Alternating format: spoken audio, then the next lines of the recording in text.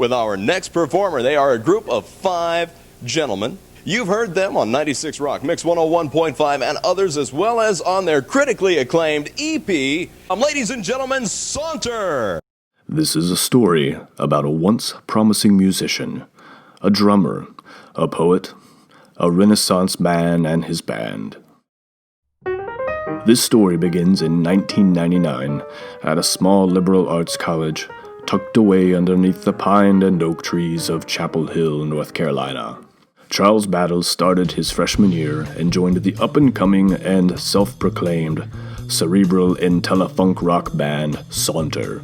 They grew from humble beginnings.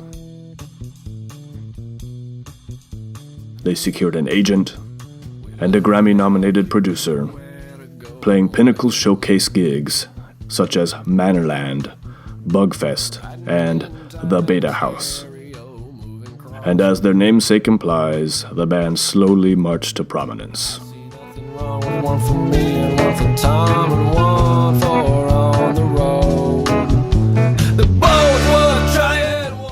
But who was this man, Battle? More importantly, who was he 20 years ago? And what's become of him today? Who did you say this was about? Who? The connection between drummers and bass players has been pretty well documented over the years. Charles? Yeah, Charles was definitely super fussy. You got a picture?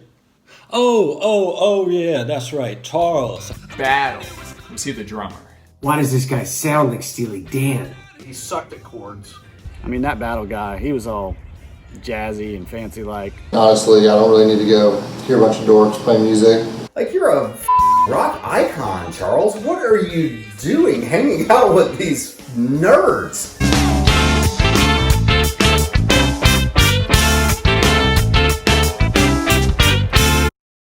What is Saunter? Does it have to do anything with a saute or pan or? Oh, like the slow walk, the mosey. So can you show me? No. Their lead singer and lead guitarist was magnificent. Chuck Klosterman, famous essayist and rock historian. I've written such books as Fargo Rock City, Killing Yourself to Live, and Sex, Drugs, and Cocoa Puffs. Saunter's lineup solidified with reclusive lead singer and guitarist Matthew Davis, who declined to be interviewed for this film. They had a series of saxophonists, I believe. I couldn't be clear. But I think all the guys that played saxophone were pretty good. Brian Busby joined on saxophone. So how often do you shine your saxophone, just out of curiosity? Actually, I have a high school student who does it for me.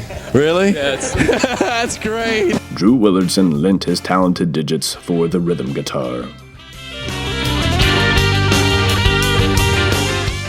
Chad Bennett played the bass. My name is Rick St. Hubbins. I own St. Hubbins Landscaping and Drainage. Yeah, I was in the band. I was the original drummer. Yeah, I played with Saunter. It was about 6 or 7 days. Davis became all enchanted with this Battle guy. Said he could play paradiddles or something, and I was out, just like that. And Charles, always stuck in the back of the room on drums, hidden from the camera. To be fair, but it's easy. Their drummer had a lot of talent, but it was very obvious he listened to Ween, was trying to be like Steely Dan.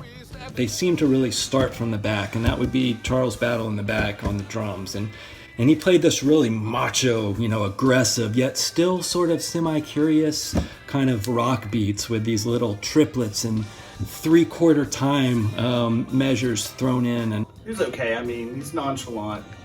Chuck Battle, which, a name like that is appropriate when you're trying to play through improvisational sections. Over their run, the band recorded scores of bootlegs and numerous albums under the Walking Man music record label, including the pivotal Trails album, with its different trails of music. Many of these available to true fans and collectors still today on eBay. With punishing rehearsals and grueling tour dates, the band quickly formed a tight bond and were finally prepared to spread their wings. Those were heady days, man, back in Chapel Hill in the aughts. Woo! From 1999 to 2003, I was focused almost entirely on the rock scene in Chapel Hill, North Carolina. It wasn't particularly inspiring. I was lucky enough that over the years, Charles and I became good friends. Yeah, you know, when Saunter started, you know, they definitely had some word of mouth buzz going in Chapel Hill. You know, word on the street was drummer was a Moorhead scholar. And honestly, I don't really need to go hear a bunch of dorks play music. Ben Perry? Yeah, I was Saunter's light man. The Cave was the early days. You know, we had a standing gig there. Might be 2 people sitting at the bar looking at you like you were crazy, and then other nights there'd be 100 people dancing their tails off. It was good times. The Chapel Hill music scene was okay back then. A lot of your run-of-the-mill, Xerxes Dean Dollar. When Saunter arrived, it changed the vibe. People started talking about being bigger than just, you know, oh, we're going to be the new Athens. It started to be, we're going to be the new Austin.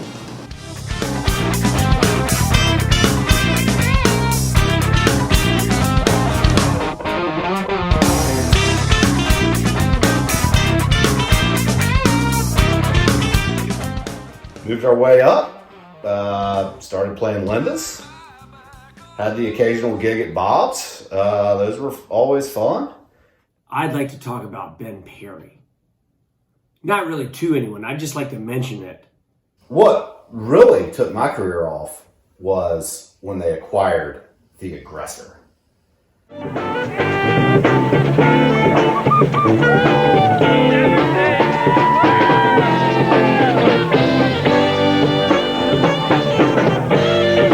Their lights guy for a college band was pretty stellar. You know, I could always play with the can lights and play along with the band, and that was fun and cool and everything. But The Aggressor took it to a whole other level. Man, suddenly we were up there with all the biggest bands in the world. Been around for 5 years. Kind of finally hitting our stride musically, sonically, emotionally, physically. Yeah, 2002, 2003, that was definitely the peak, man. Times were good.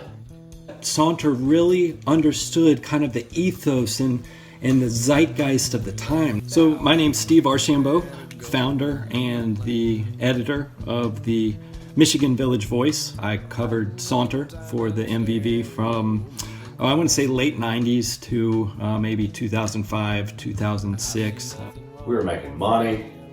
We were having a good time between that Dark Side of the Moon show at Beta, 2002 in Buffalo Creek. Man, we were riding high. The endorsements were coming in. We were getting the good press. And I remember the moment I knew they were going to make it big, I was leaving WB Yates. I would go to this bar at WB Yates. Just going outside to have a cigarette and then go pick up some pizza from Gumby's. And I would listen to them play, and I would think, Steely Dan sucks. They were going into Encore, and Charles was just killing his kit, and I decided there's no way I can leave. I gotta stay. This is musical history. I particularly like the song Blue Jay. Their song Blue Jay, for instance, the song says, "You're Blue Jay, so they say." You're Blue Jay, so they say. And I think that responds to people that were really confused about Magic Johnson coming out with that he had AIDS, and how do we deal with that? The band's reputation grew one fateful night. Known for her vocal prowess, backup singer Lindsay Gaynor describes this triumphant evening. La la la, la la la la. At night, at Beta, best night of my life. Oh my God, it was so much fun.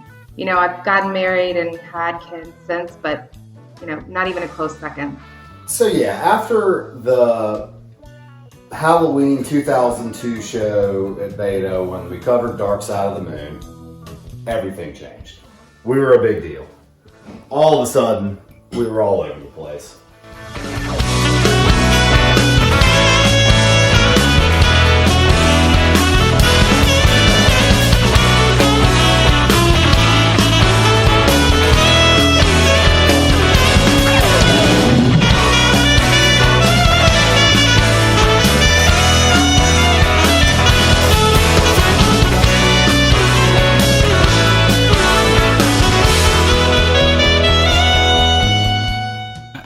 not really sure that these guys have gotten their due as far as the whole kind of panorama of rock from that era. And you have to understand that World War II had just ended. Nixon Democrats were angry. Bill Clinton just did not have relations with that woman, and the Lakers just beat the Pistons in 7. And no one really up on stage was kind of saying, yes, this is what's going on.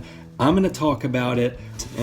And somebody needed to kind of give us a voice. And that's what I think Saunter did.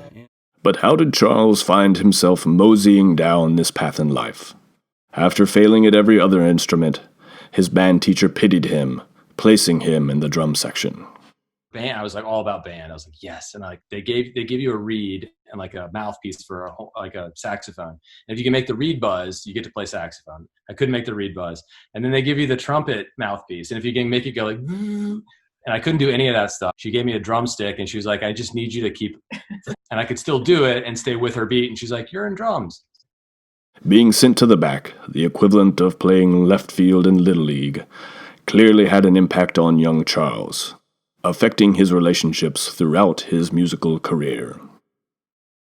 With some, he formed tight bonds.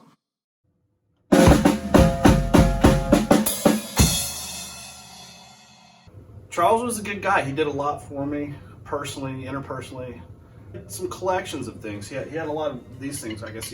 Sticks. He would refer to those as his little paradiddles. The connection between drummers and bass players has been pretty well documented over the years. Charles and I were no different. We took deliberate measures to foster that relationship. There was the time we took up knitting together. We went through a small stint of really getting into jazzercising. And of course, since it was the early 2000s, we got matching tribal tattoos. But over the years, I've played with a lot of drummers, but I don't know if I've ever really had that strong bond and connection that Charles and I really took the time to foster and let mature into something special. But with others, Charles left a trail of bitterness and missed opportunities. Yeah, Charles was definitely super fussy about the lighting on him. The band played this song called MIA. Great song. A lot of fun. You know, it kind of started off in this dark kind of groove. And so that was kind of the route I went with it.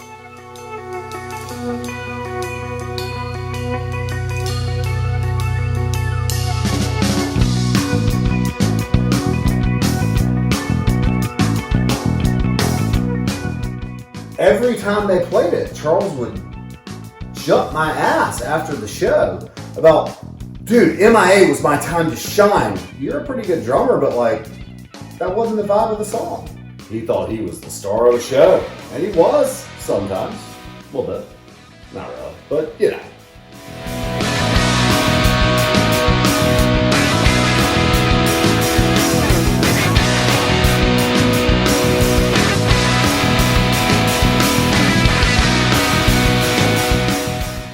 I mean, Battle was cool. Yeah, he came in as the drummer. You know, the press made a big deal out of this rivalry between us. Daily Tar Heel, they wrote a lot about the Busby Battle rivalry. Not only did the Daily Tar Heel exaggerate this feud, they routinely derided the band with taunts such as hippie jam hopeful fungus among us. While Battle's drums did receive some praise, the reviewer ultimately preferred Hawaiian Shave Ice and a Blue Tongue to Saunter's debut album. He stole my song, and it was clearly called Busby. And then, night before the show, I don't know, there was band meeting, and Battle was there, I guess, and I wasn't, and then suddenly we premiere the new song, and suddenly it's called Battle. Tell me again, 'cause I don't know why all the women crying over that battle. Tell me again, 'cause I don't know why all the women crying over that battle. Oh yeah. Oh yeah. The guy needed a song, he needed a song. So we just gave it to him, right? That could be his thing. And I actually did not tell behind the music. If you listen back to that recording, the studio version, and I know you have it, everyone had it. Listen to Battle really carefully. you will hear me every single time sing Busby. I would look back at him and I would ask myself, is the stage that we're playing on, is it perfectly level? But I knew it was a level playing field because more times than not, he'd be drumming equally and drooling equally out of both sides of his mouth. That brought like a warmth to my heart. Setting up Battle's drum kit at the cave. Jesus, that guy was about his kit though. I mean, this bass drum is huge. It's always been huge. It's always been a pain in the ass. Like, I still think about walking it through the cave. You guys probably carried it too. The back entrance of the cave with this stupid bass drum, it's like having to like bump into people. It's enormous. If you adjusted his hi-hat 1/4 of an inch the wrong way, it'd blow up at you. But I guess that's what it takes to be one of the best in your field. Y'all hear me all right? Y'all see me? Okay, you want me to talk? Okay, tell you a little bit about. All right. My name's Sven Svoboda, and I was the driver of the Saunter tour bus from 2000 to 2002.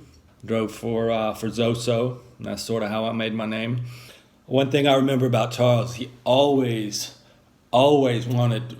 He would tell everybody we need to have more of a jazz element to this situation. Yeah, like I was a big fan of Carl Denson at the time, and I knew Charles was a big jazz guy, and so I turned them on to that, and they started covering Happy Friends, and they did a damn good job with it. The song is called Happy Friends.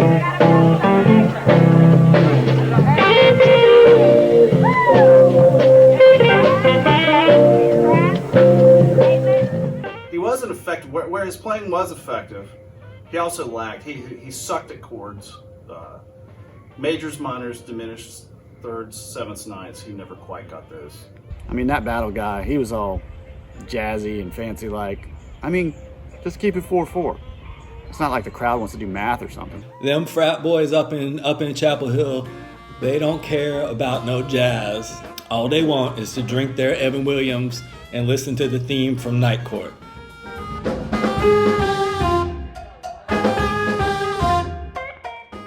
I do remember when I had to drive Charles out to go get a cowbell just for that song. He also played in the big band. Like, who the you are, Charles? Benny Goodman?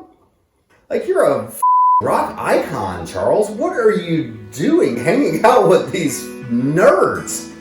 Yeah, he was a good boy. He was sort of kind of one of them smart college boys.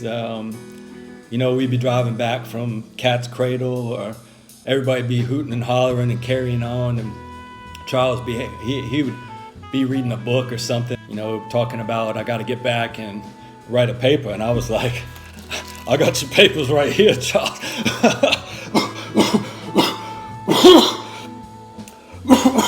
Man, we just thought the party could go on forever and ever and ever, and Charles especially. Yeah, unfortunately, I was there for some of the post-Saunter cash grabs. Well, I heard Battle left the band, went up to Beantown or something, get fancier, write poetry.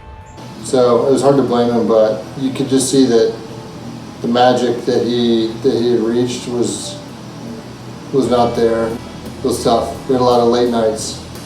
Emily definitely turned everything around for Charles. I mean, he had hit rock bottom. It was bad. I mean, his music career had imploded. I did hear a couple years back he did get married, and she looked like a real pretty and nice girl. And she came along, and she was a breath of fresh air. Nah, I think he was starting a family down the road in Charlotte. Without her, I'm not sure he would have made it to this 40th birthday. Saunter was really, that was just money to him. That's just buying the cars and the houses and letting him lead that fast lifestyle that he was leading. But I think it took a lot of courage, and frankly, I think it took Emily to let him realize that his passion was really digital jukeboxes. I know. All right, shh. Be quiet. We gotta go to the stairs. Inside the closet.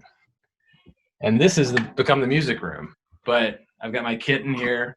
They kind of put together. I'm happy that he pursued that. People often ask me, would there be Saunter without Charles Battle? And I say, well, I mean, would there be the Red Wings without Steve Eisenman? Would there be the 2004 Tigers without Ivan Rodriguez? What did Saunter mean to me? I would say love. I would say joy. And I would say pain. I definitely do worry about the kids. I would say Riley and James, if you're watching this on Netflix in the year 2030, just please know that you don't have to live up to your dad. He's once in a lifetime drummer, and that's amazing.